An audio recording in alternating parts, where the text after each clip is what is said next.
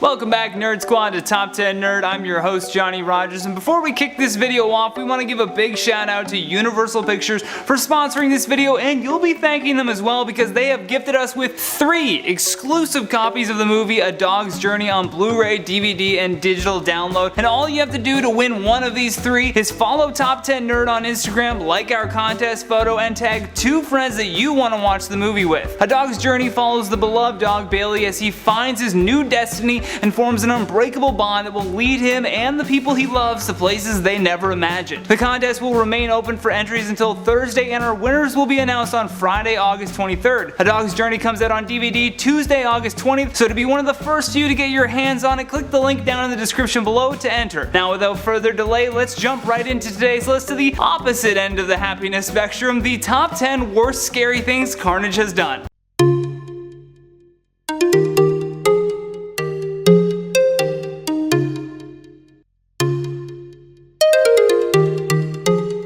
In at number 10, trying to destroy reality. This one falls near the top just because no matter how evil his plan was to destroy all of reality, he never actually completed the task. So take this one as a warning because it's about to get much crazier from here. Like number 2, for example, is messed up. Now, even though Spider-Man the animated series was meant to be a kids show, they did a terrific job of showing just how crazy Carnage can be. After teaming up with Baron Mordo and getting sucked into an interdimensional portal, the pair disappeared for much of the series. That is until the finale called Spider Wars. Another dimension had reopened the portal, releasing the symbiote back into the mix. This is when it bonded with Spider-Man, creating the dangerous Spider-Carnage hybrid. His hopes was to spread as much chaos as possible, and by using the interdimensional portal, he could destroy all of reality across the multiverse. Thankfully, Madam Web and the Beyonder were able to squad up with a team of Spider-Men to stop him with an alternate reality Uncle Ben trying to talk some sense into Spider-Carnage.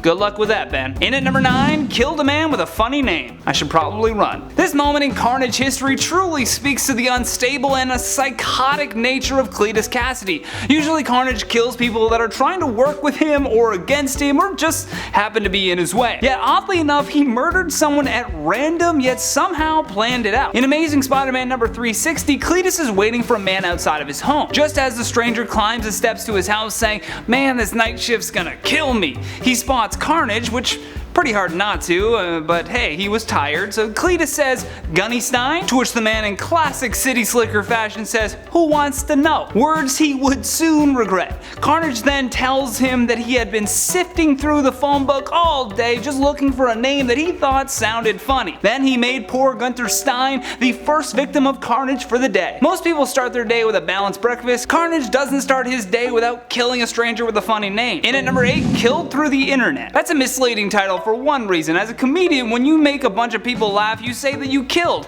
However, in this scenario, it had nothing to do with a viral tweet or a funny meme. In the miniseries Venom Carnage Unleashed, Carnage got to flex a brand new ability. For whatever reason, Carnage was suddenly able to transfer his symbiote through computers and any communication lines. You know, for those days that he feels like killing overseas. The first poor victim sees Carnage on his screen but thinks that he's being catfished. The computer nerd makes fun of the hologram or illusion that he believes he's seeing slowly creep out of his screen, and now with the element of surprise on his side, Carnage sends his symbiote fully through, drilling the nerd right in the chest, killing him in classic Carnage fashion. In at number 7, he tortured Venom. We all know that Venom isn't the kindest symbiote out there, but he certainly didn't deserve what Carnage did to him. Despite both being controlled by symbiotes from the same world, the two have never had a decent relationship. You'd think being that far from home would bring them closer together, but nope. During the Maximum Carnage storyline in Web of Spider-Man number 103, Venom had been knocked unconscious during battle. However, instead of Carnage doing as he usually does and killing off anyone in his way, he decided to chain Venom up. After that, he dangled his enemy over a fire while periodically blasting him with a sonic gun. 2 things that every symbiote hates the most and is also their greatest weakness. It also marks the first time I've ever said, "Poor Venom." In at number 6, covered up dead bodies. Keeping to the last series we just mentioned called Maximum Carnage, the Buck didn't stop at torturing Venom. Towards the end of that series, our heroes have developed a weapon that they believe will finally stop these psychotic symbiotes.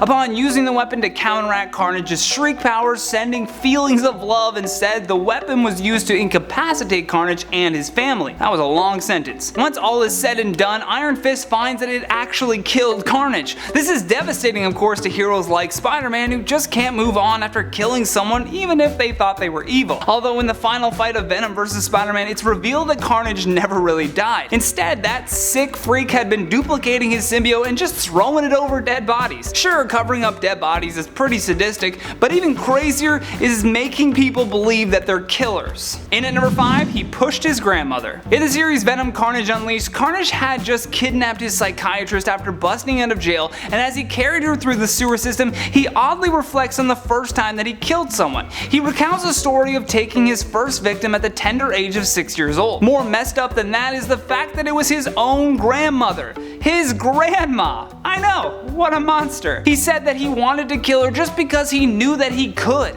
He understood how much she loved her collection of dolls, so what he did was lure her to the top of the staircase by smashing the dolls all over the steps.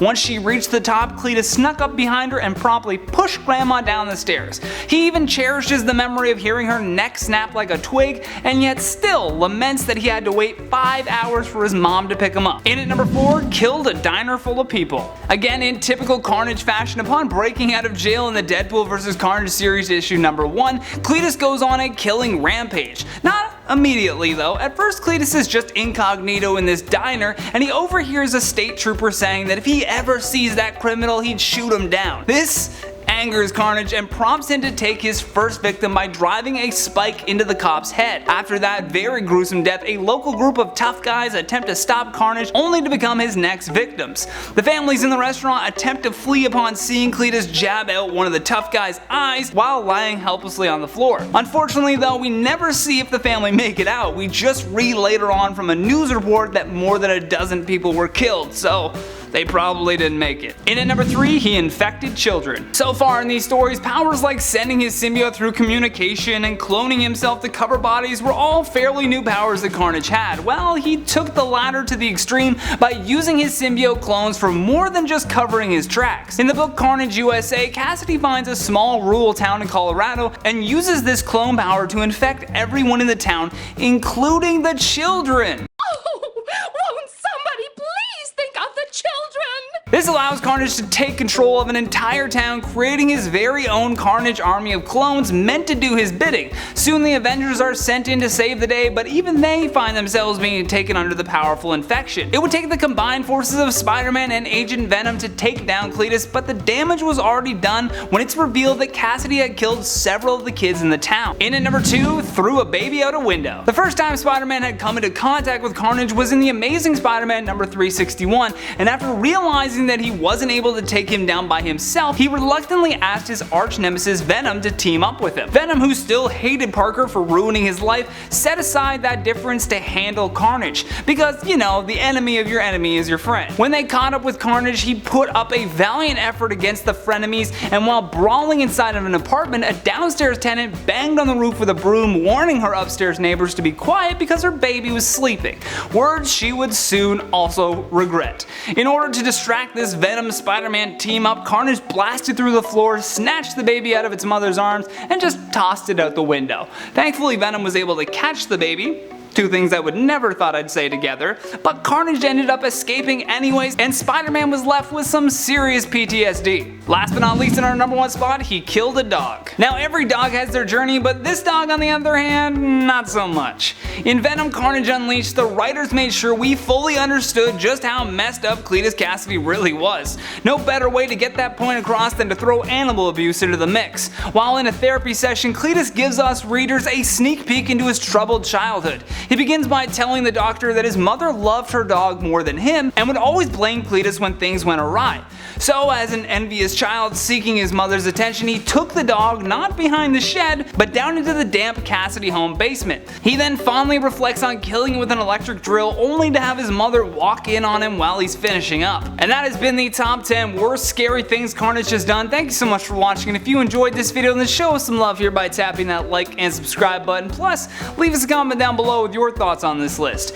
And for more videos like this one, all you have to do is click that playlist on the screen. Also, we want to give another big thanks to Universal Pictures for sponsoring this video, and make sure you click the link down in the description below to enter our contest. From Top 10 Nerd, I'm Johnny Rogers. Until next time, take care.